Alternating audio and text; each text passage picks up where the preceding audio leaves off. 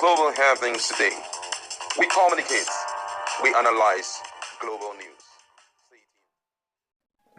Hello beautiful people, welcome back to Global Happiness, the YouTube channel. Finally, PDP have decided to come out. They're staging a comeback and they're set to make their stand known in the feud between Wike and Fubara in River State crisis. And of course, they have decided to take back their party. The question is how, when they're going to find out ahead of the 2027 elections. They're going to re-strategize. But let's start with what they intend to do in River State as the feud gets deeper. Well, before we go to the newspaper, kindly subscribe to our channel by clicking on the red subscribe button beside it. You see a bell notification icon. Please go ahead, click on it to get notified as soon as we update our channel on YouTube.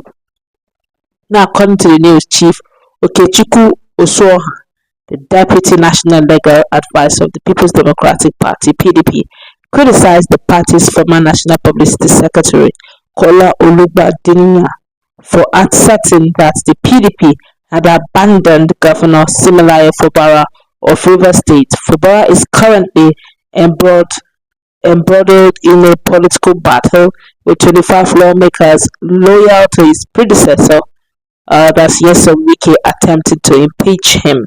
Now, according to the report, Olugbadinya recently claimed that the governor, Fubara, felt abandoned by the PDP, noting that not even the party's 2023 presidential candidate, Alhaji Atiku Abubakar, had visited him in solidarity. However, Osoha refuted these claims, insisting that the party had not forsaken Fubara, who was their sponsored candidate and is now a governor.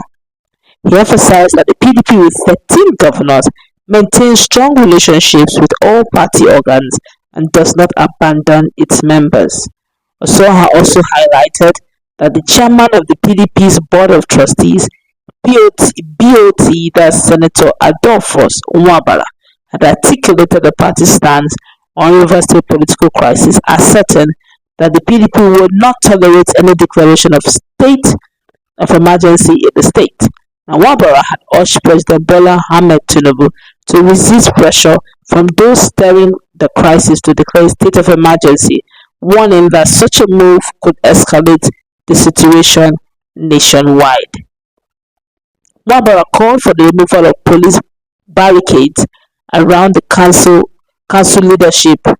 headship and council headquarters placed after the tenure of the previous chairman expired, of course, and stressed the need for the rule of law to prevail, allowing Fubara to govern effectively.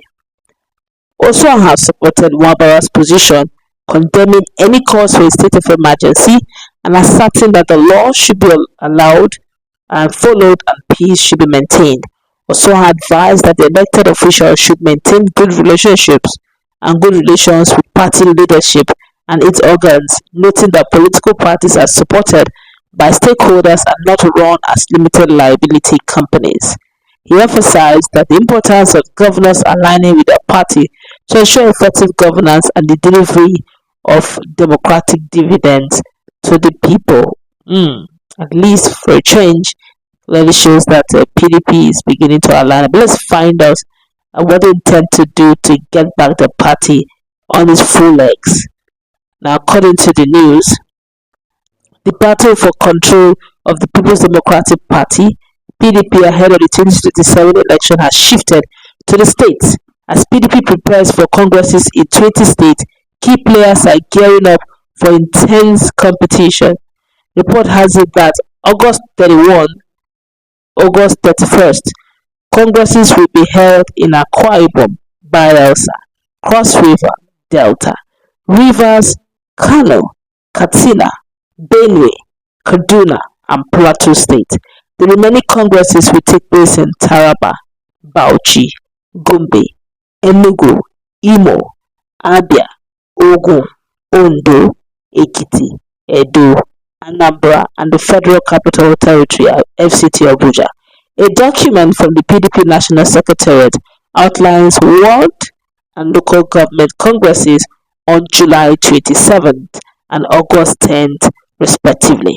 And the PDP National Executive Committee (NEC) will meet on September 26th to confirm elected executive and possible decision on a new national chairman. Much better. And the lead up to the state congresses has heightened tensions within the party, with notable rifts in at least 12 states, including Kano, Katsina, Rivers, Edo, and Ogun State. The struggle for control has been fierce, especially between supporters of former Vice President Atiku Abubakar and Minister of the FCT, Wike. Their rivalry is part of a broader conflict over who will steer the PDP towards the 2027 elections. Now, additionally, the Southeast Party leader told reporters, "You know, we have camps.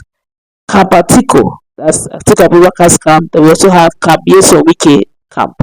There's even a third camp now made up of people who do not agree with both Wike and Atiku.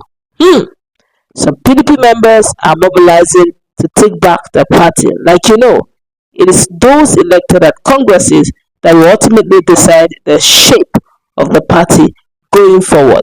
It is these congresses that will show who is in charge." Amid the power tussle, caretaker committees in some states attempted to enforce a revalidation of party membership. However, the National Working Committee (NWC) overruled this move, stating that old members do not need to revalidate their membership, aiming to prevent the exclusion of certain factions. In states like Ebonyi and Edo, party leaders are deeply divided, each camp vying for control of the PDP's future direction. The upcoming congresses will significantly influence who will lead the party into the next electoral cycle. Very interesting. I guess that's why similar Fubara, the governor of Rivers State, decided to slate his local government chairman elections after the congresses, because hey, let's tell us the truth. The FCT minister have very strong hold of PDP in Rivers State, and if there's congresses elections are taking place and those who will steer the 2027 election, and Fubara is able to bring in his own men and able to probably distort the situation, of course it will be much easier for Fubara's men or Fubara CTC caretaker committee chairman to pick the ticket, and win effortlessly, of course, with Fubara's help and backing. But if the control remains the way it is right now, it will be almost impossible, if not difficult, for Fubara to breathe in the party. And of course, it's only commonsensical that there will be some persons who do not agree with Wike and who also do not agree with Atiku Abubakar, judging the fact that Atiku Abubakar could not even allow the unwritten agreement made by top Nigerian politicians, where it's 8 years to the north and 8 years to the south.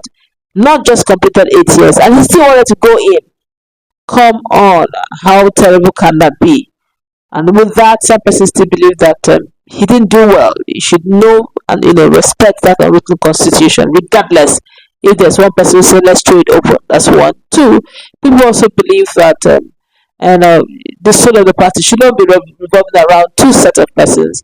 Maybe they don't even believe in the ideology. With all of this that's going on, Fubara's fracas with Wike, like the former National Publicity Secretary said, not even a solidarity visit from Atiku Abubakar. Honestly, it's not good enough. That's a good wrap it up though. Let's meet in our conversation.